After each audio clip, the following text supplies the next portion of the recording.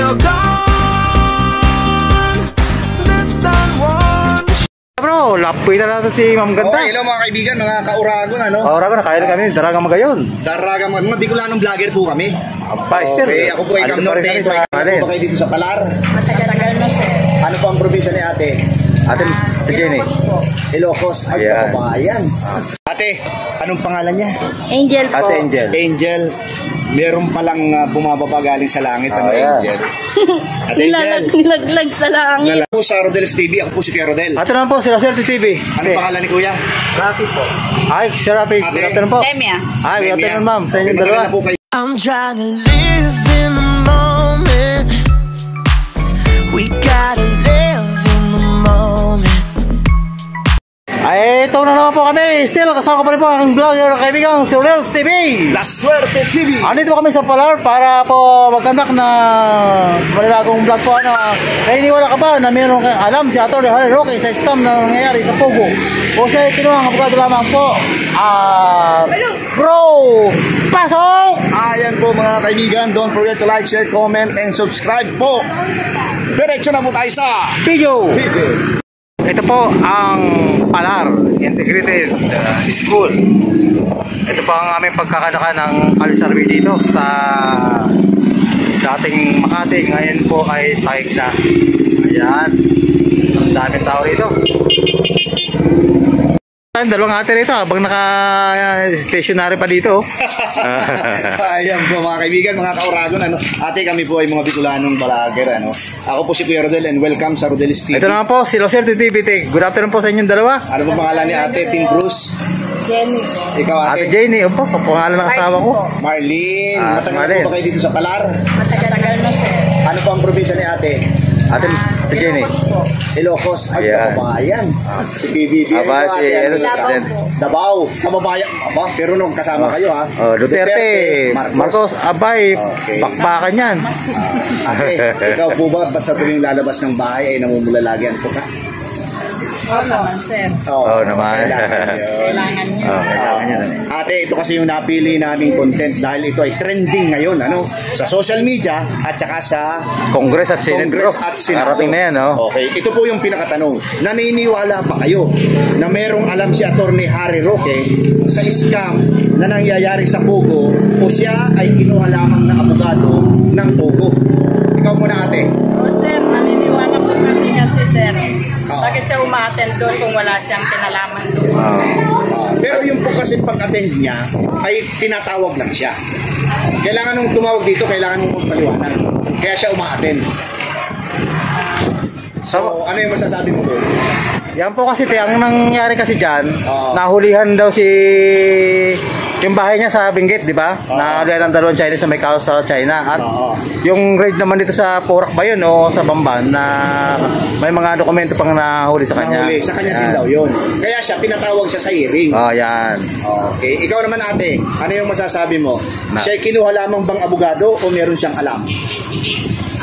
Wala naman siguro siyang alam. Bakit naman ate? Kasi po, Ano yung opinion mo? pag umattend po siya, nakikinig lang ata yan siya. Eh, kinig lang? Ay, abogado po yun. Talagang madaldal yan. Nakikinig po siya sa... Baka sila niyan po. Hindi lang basta abogado yan ha, international lawyer po yan. Human rights lawyer din yan. So, ano yung gusto mong idagdag? Na siya'y umattend tapos nakikinig lamang siya? Ay, wala na po po. Wala na. Ikaw ate, balik sa'yo ate. Ano, ulitin One-one namin. sila. Siya ba'y kinuha lamang na abogado o meron siyang alam sa mga nangyayari? Baka kinuha lang siya, sir, na abogado. Kasi Kinuha magaling lang. siyang abogado, sir. So, ibig mong sabihin, bigla kayong kumambyo ate, wala siyang alam. So, kinuha lang siyang abogado. Oo, sir. Wala siyang alam. Okay. Sige ate. Okay, papayagan namin kayong hawakan yan at guhitan kung ano yung napili nyo na kinuha lamang siyang abogado o may alam siya. Papakita po natin sa ating mga viewers. Guhitan nyo po yung abogado lang siya. Sa baba po, pababa, pa ganun lamang. 1. Yan. Ikaw ate. Pwede one lang? 1 lang. Oh, 1 lang po. Abogado siya. Okay. Ate, sa inyong dalawa. Baka may gusto kayong I-shout out. shoutout po kayo. Cut out po po sa Davao. Sa Ilocos Norte. Shoutout po sa inyo dyan. Galing kay Ate Jane. Si BBM, ayaw mo kung si... po sa ating Nakamulo. Po kay President. Duterte at BBM. Kapag tigil isang presidente po dito. Magkaiba. Thank you. Ate at si Kuya. Habang wala pang Ito po mga kauragon. Mga kauragon. Welcome po sa Rodel's TV. Ako po si Kuya Rodel. Ate naman po, sila Sir TV. Ano pangalan ni Kuya? Rafi po.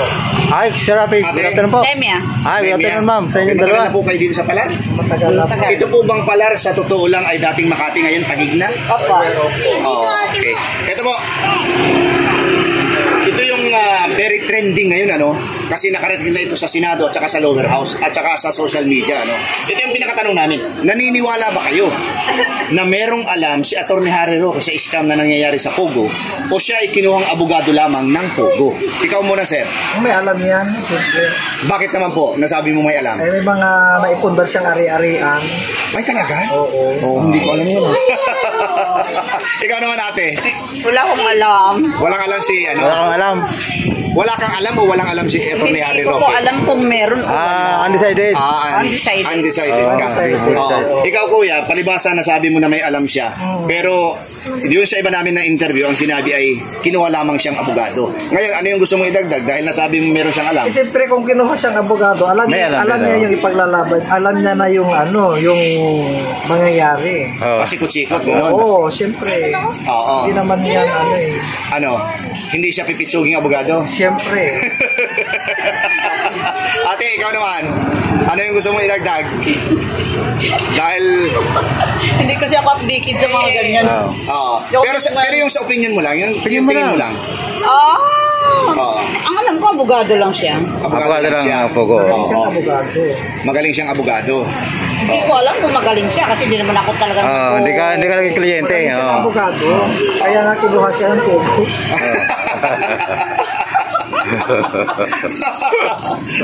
Sa amin kasi ang kaulugan ng Pugo yung maliit na ibon.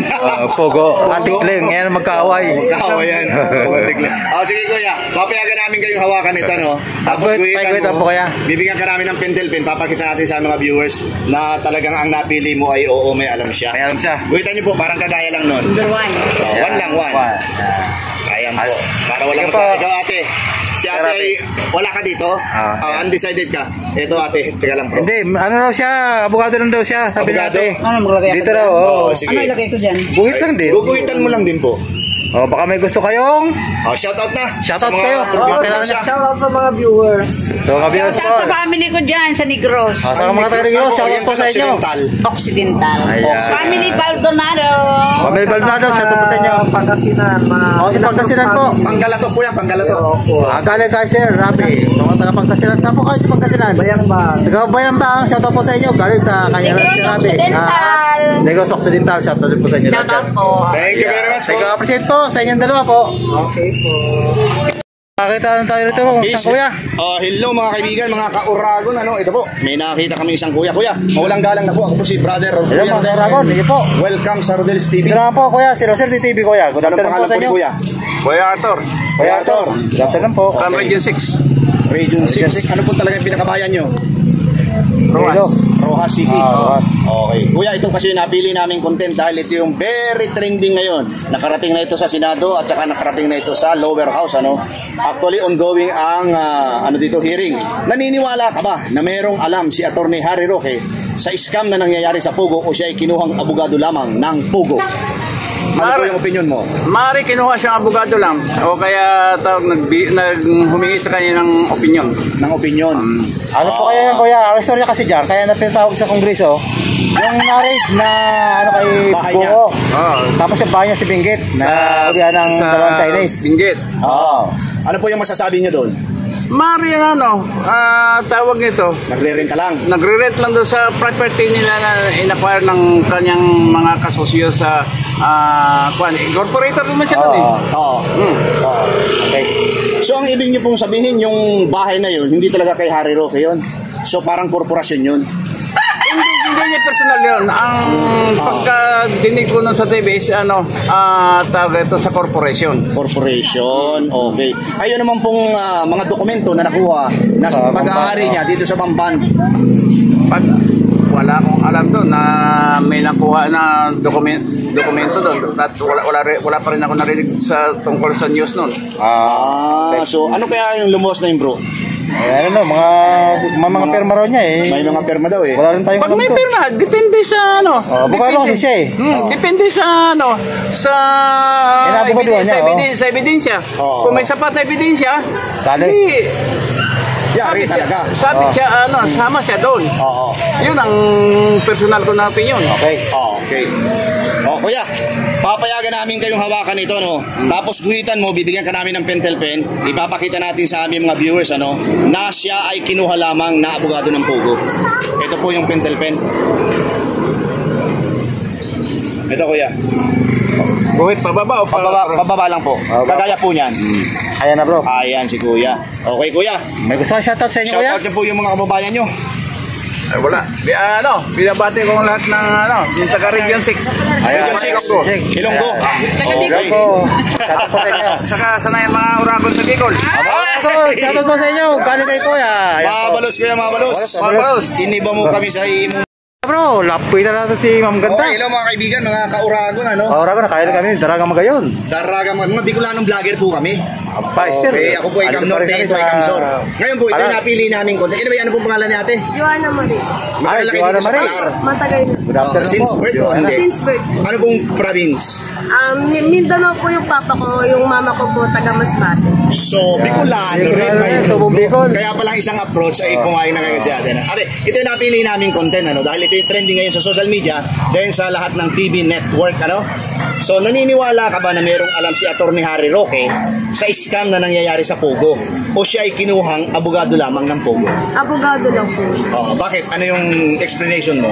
Base po sa mga napapanood ko, wala naman po siyang kinalaman sa mga Pogo. Nag-aabogado lang po talaga siya. Talaga?